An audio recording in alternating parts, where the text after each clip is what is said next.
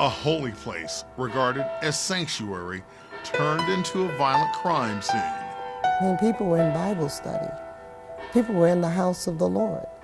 I mean, that's where we go for safety, for refuge. Innocence was instantly lost after shots were fired at a heralded house of worship. Immediately, I put my uniform back on, answered the calls on the run.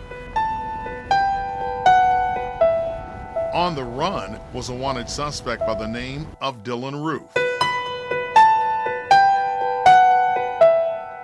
He sat with them for an hour and prayed and worshiped with them, and then he killed them.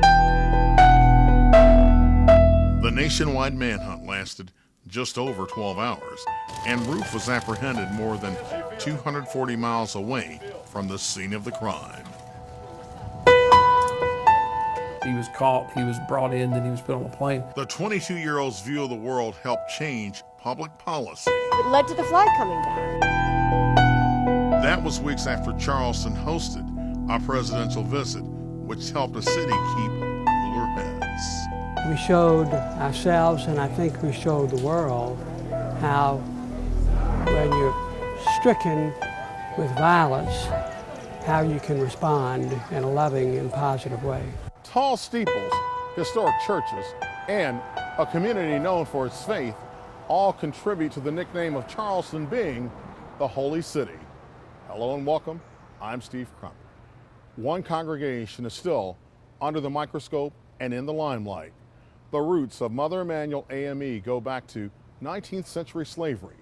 It was a force to be reckoned with during the Civil Rights Movement, and in recent years played a role in the Black Lives Matter effort. On a night reserved for worship came the elements of hatred, violence, and death. People still making sense of it here in coastal South Carolina and elsewhere are in search of hope and healing 1 year after the Mother Emanuel massacre.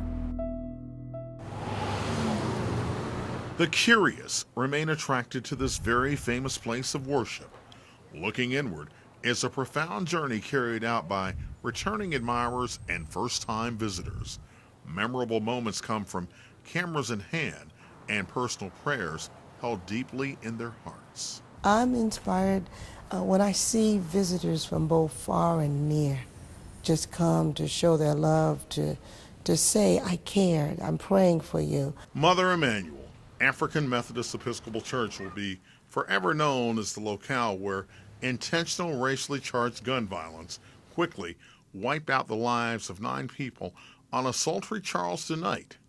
Such a constant outpouring of concern has turned this church into a shrine of purposeful soul searching. My first priority is my congregation. We must believe and be able to hope against hope for a brighter day and a brighter tomorrow. Dr. Betty Deese Clark unexpectedly found herself filling treasured shoes some 6 months after Reverend Clemente Pinckney was gunned down in the church he called home. I've never had to pastor under these conditions before, but every church has its challenges. Challenges seen and unseen shocked everyone in a matter of seconds during a Wednesday night of Bible study. Investigators from the very beginning called it a planned act of hate on the evening of June 17, 2015. Moments after, dozens of bullets were deliberately sprayed across the lower level of the church, blaring sirens, flashing lights, and scores of first responders all blanketed 110 Calhoun Street. Rich Robinson rushed here with a sense of unbridled urgency. He's with a support group called Coastal Crisis Chaplaincy. My phone immediately started blowing up. I had a text on there mentioning that there's an active shooter and that there were possibly victims. My mom was actually the one who was leading the Bible study. Denise Quarles often wears the face of her slain mother, Myra Thompson. I was able to see a Snapchat of moments before the shooting, and I could hear her voice, and she was really into that Bible study lesson that night. All units responding 110 Calhoun Street. You please send out an EMS command page advising of an active shooter, multiple people down. Emergency personnel faced two priorities: saving the injured and finding a murderer on the loose. Charleston was forever changed. Former Charleston Mayor Joe Riley also rushed to the scene. The city is forever changed, and the heartbreak will never go away. I never thought that in my wildest nightmare that I would lose my child. Felicia Sanders played dead, shielded her 5-year-old granddaughter, and got up from the floor with the worst kind of heartbreak a mother could ever endure. Her son, 26-year-old Tawanza Sanders, was the youngest to die, and she would also see her aunt, Susie Jackson, who at age 87 was the oldest victim to lose her life. That's the part I can't get past. Polly Shepard looked the shooter in the eye, heard nearly 80 pops, listened to the screams, and saw blood being shed. I keep wondering though, why did you pick me to leave me? Dylan Storm Roof, who was greeted at the church with open arms, would become the focus of a nationwide manhunt. We were so nice to him. We were so nice to him. It was an attack on a race of people. It was an attack on the Christian church. It was an attack on humanity. Former North Carolina Senator Malcolm Graham lost his sister, Cynthia Graham Hurd. She was a well-known librarian in the city for more than 30 years. It's kind of hard to believe that we're coming upon a year when something tragic happened in these walls. Still seeking and trying to find understanding. Sorely miss my sister.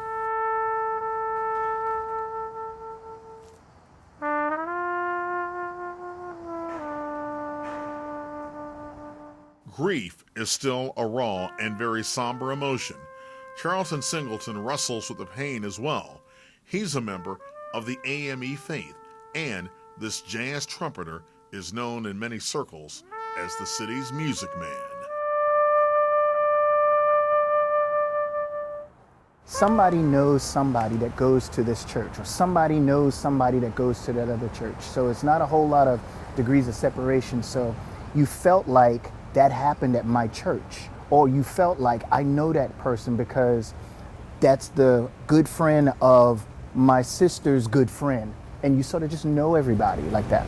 Who did you know? I knew the pastor, Reverend Pinckney. Reverend Clemente Pinckney was Mother Emanuel's heart and soul. The congregation's spiritual leader also distinguished himself as a state senator in the South Carolina legislature. He talked about, for example, the historical role models that he patterned himself after. College of Charleston professor Dr. Bernie Powers is among the many still attempting to comprehend the violence that occurred that night. Powers teamed up with former Charleston Post and Courier reporter Herb Frazier. I grew up in the church, spent the first 14 years of my life in that church. And South Carolina poet laureate Marjorie Wentworth was also in the trio that collectively shaped a telling narrative that chronicles the crime and social factors that led to the shooting. It is called We Are Charleston. What do we need to explain and put in context? Because all they know is the story of the crime, and it didn't happen in a vacuum. Historic context does come from a moment more than 50 years ago when 4 African-American girls were killed in a Sunday morning bomb blast at Birmingham's 16th Street Baptist Church. The morning after the Charleston shooting, this city experienced a sense of togetherness never before seen. We do know that the joy of the Lord is our strength. Morris Brown AME is walking distance from Mother Emanuel, and the downtown pulpit provided a platform for Governor Nikki Haley to take a stand against the violence. What happened in that church last night is not the people of South Carolina. Processing it all brought packed pews and a standing room only crowd. 1 year later, the city's former mayor of the past 40 years is still moved by the outpouring of compassion and unity. The realization that coming together and helping each other, caring for each other, weeping with each other, loving each other, that we had the capacity to do that. And that means we can do anything. Up next. The crime was hate. The crime was racism. And later, the president in the pulpit. Amazing grace.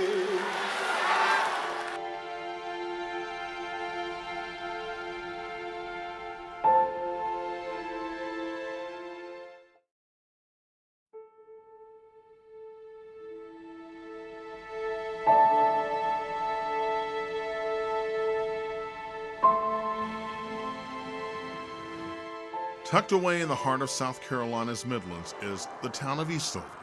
Solid ribbons of steel rail stretching from east to west and a towering water supply provide the defining landmarks of this Richland County community. Eastover is 98 miles from Mother Emanuel Church and was far off the radar until the name of one of its own, Dylan Roof, surfaced as the suspect wanted for the murders of 9 people in Charleston. Dylan Roof was a young man who was heavily influenced by maybe the internet, who didn't really know himself, who dropped out of school, had In not ninth really grade? in 9th grade, yes, and did not know American history that well. Well, it was pretty clear what his motivation was. If there was any doubt, I mean, the mayor was the one that night who said clearly this was a racist crime. I mean, a hate crime. And so therefore, he blamed other people, those aliens, those people who are different, for the problems that America presently faces. When you hear the name Dylan Roof, what do you think? I think nothing. I don't give him any thought at all. Malcolm Graham, who buried his sister Cynthia Graham Hurd 10 days after the shooting, says homicide was just one element of a more egregious act. The crime was hate. The crime was racism. The crime was discrimination. And that is what needs to go on trial. Roof, according to investigators, most likely headed out of Charleston west on Interstate 26 and was the focus of a national manhunt.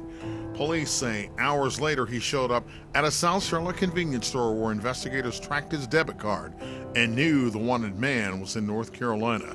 He remained on a westward path along US 74 into Cleveland County, but it wasn't just police on the lookout.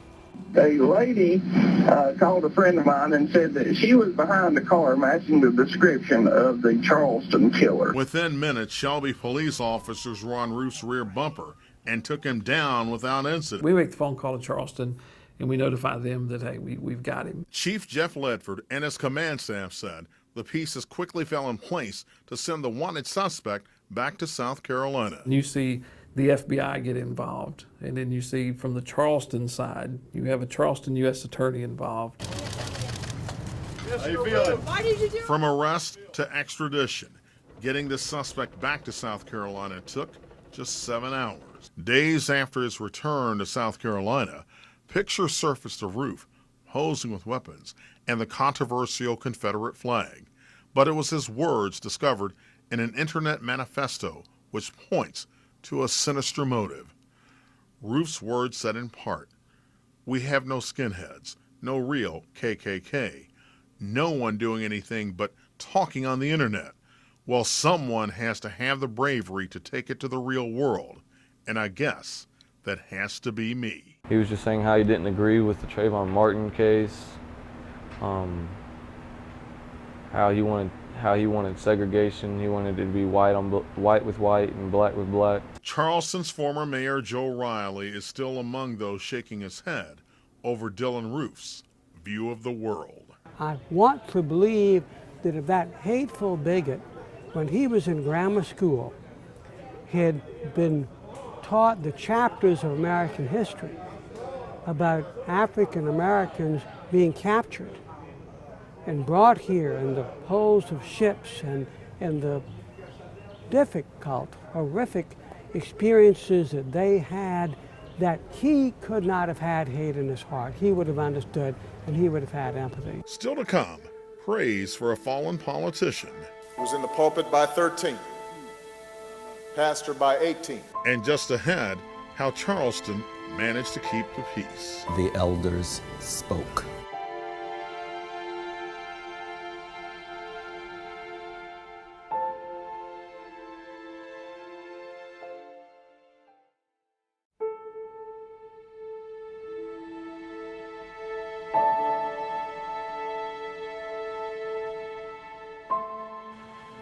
Hours into the investigation, questions surfaced regarding how this town could maintain its peace.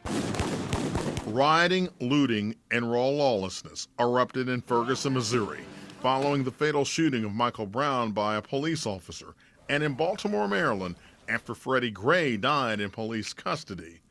With the deaths of 9 African Americans targeted because of the color of their skin, how did Charleston manage to keep its cool? The elders spoke, and they spoke to their children, their grandchildren, and reminded them of the history of what many black people have gone through, black and white people. Renowned South Carolina native Jonathan Green has invested a career by creating vibrant and tranquil images portraying life around the so-called Holy City. And the objective of pursuing racial justice has been an ongoing quest in the Low Country. If you destroy your city, what are you going to have? I think we all worked hard together to make this a community that belonged to everyone. And you know, you don't set a fire in your own home if you're angry. While the focus was squarely on Dylan Roof when he faced the judge, it was the words from grieving families that moved hearts. Tawanza was my hero, but as we said in Bible study, we enjoyed you, but may God have mercy on you. Felicia Sanders saw bullets from a gun barrel and the lives of her son, Tawanza Sanders, and aunt, Susie Jackson. She chose not to address Ruth with words of hostility or a tone of bitterness. Forgiveness is a release. Dylan Ruth doesn't care if I forgive him or not. Forgiveness is for me. I'm not sure that after 2 days of something significant like that happened, that forgiveness can be brought to someone. Malcolm Graham said the pain was too fresh. My sister was still in a morgue when the subject of forgiving him first surfaced. I didn't understand it then. I don't understand it now. When we come back, the end of an era and tradition.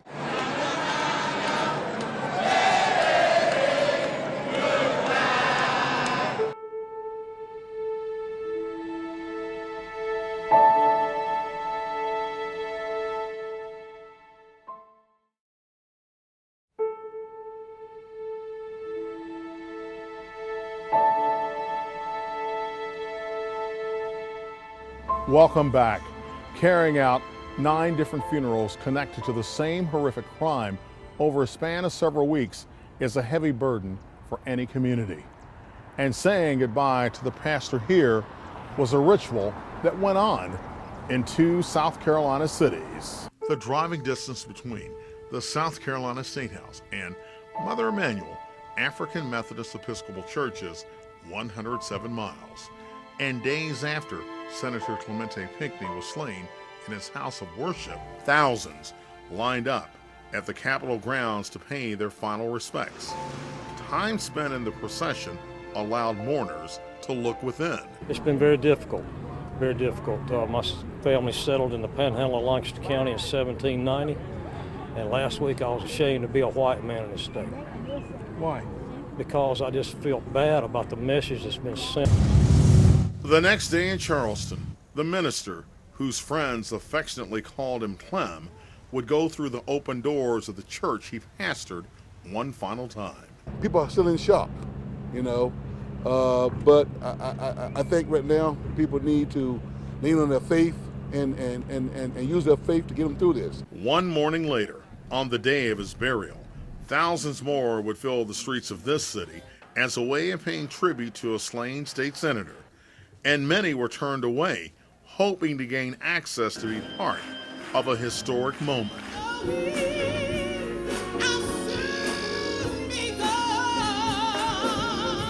The feel of a big-time tent revival came to the College of Charleston's TD Arena.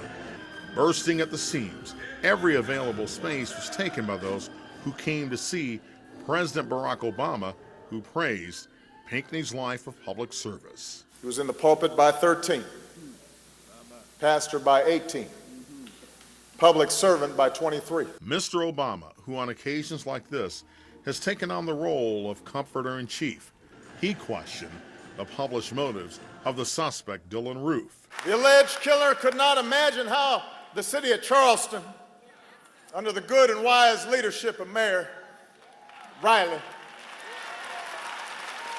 how the state of South Carolina, how the United States of America would respond not merely with revulsion at his evil act, but with big-hearted generosity, and more importantly, with a thoughtful introspection and self-examination that we so rarely see in public life. Profound insights were delivered regarding the lives that were lost, and lasting inspiration was discovered through a well-known spiritual. Amazing grace, how sweet the sound. At the end of the service, one minister on the platform called Mr. Obama Reverend President. Wretch like me. We gave each other a warm embrace. And I told him that was the best speech I'd ever heard. Flowing adoration continued at the place regarded as sacred ground, but unfinished business was looming large back at the State House. I'm sorry. I have heard enough about heritage. I have a heritage. I am a lifelong South Carolinian. I am a descendant of Jefferson Davis.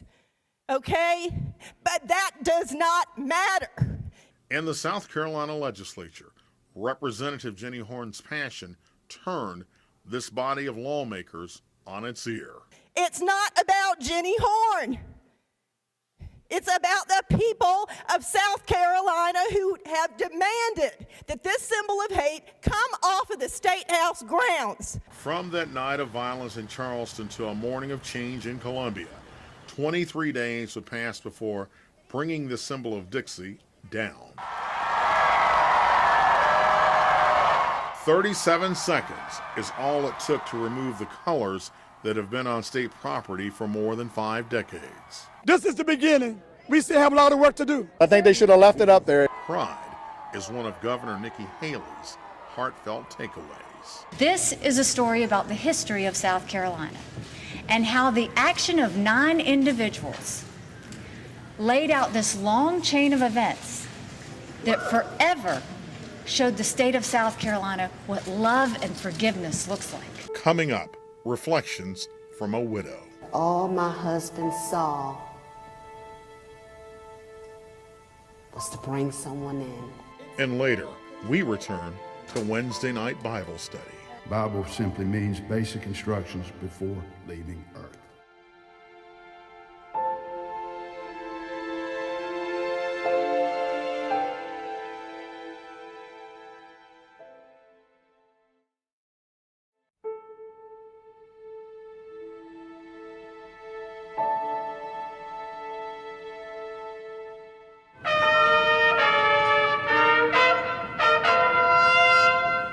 Acknowledging the lives lost at Mother Emanuel was the centerpiece of this year's Spring Gala, sponsored by Charlotte's Johnson C. Smith University during the college's 8th annual Arc of Triumph Ball. This event brought together families impacted by such a horrific crime who came to the Carolinas' largest city to be part of an elegant evening. To our recipients of the Arc of Triumph Award, thank you. Thank you for allowing us to honor you and your loved ones. Another North Carolina college campus also attempted to make sense out of what happened in Charleston. Duke University in Durham welcomed a person who was physically unscathed and heard the blast that took the life of a loved one. That day, or that evening, my husband welcomed a stranger. A stranger. He didn't know him, but all my husband saw was to bring someone in, to teach someone else the Word of God. Jennifer Pinckney hid behind the closed door of her husband's pastor study with one of her daughters as the shots were being fired. One wall separated us. And I want to thank everyone from the bottom of my heart for all the love and support that was displayed to me and my family and the other victims. I miss them. The girls miss their father. But we'll never forget. He'll always be with us. And that's what I teach those girls. Your daddy will always be with you, as God will be with all of us. After the break, honoring sacrifice and hardship. I believe that the people who died, that their death will not be in vain.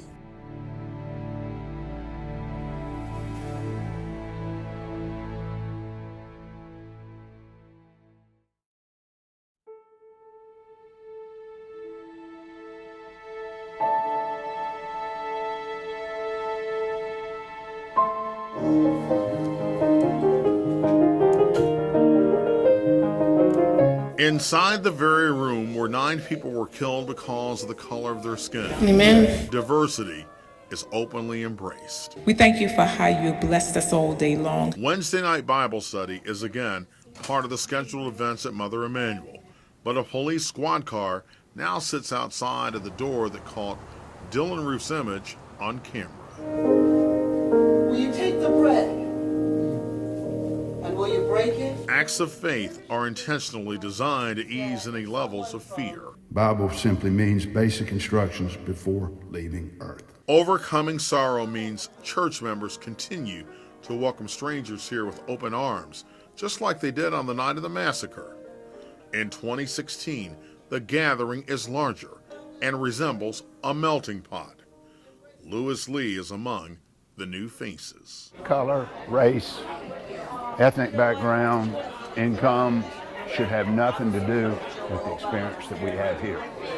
It's here to learn God's Word and how we can apply it in our daily lives to make this world a better place. Remembering the 9 means offering symbols detailing their sacrifice that will be idolized in bricks and mortar when the city of Charleston opens a new African American museum. It will honor the 9 precious people whose lives were taken, to have a museum on a sacred site. It is that kind of validation, underscoring the importance of always remembering and taking to heart the age-old phrase of never again. I believe that the people who died, that their death will not be in vain, but we'll be a better society because we would have looked at ourselves, examined ourselves, and see that we can be better than we are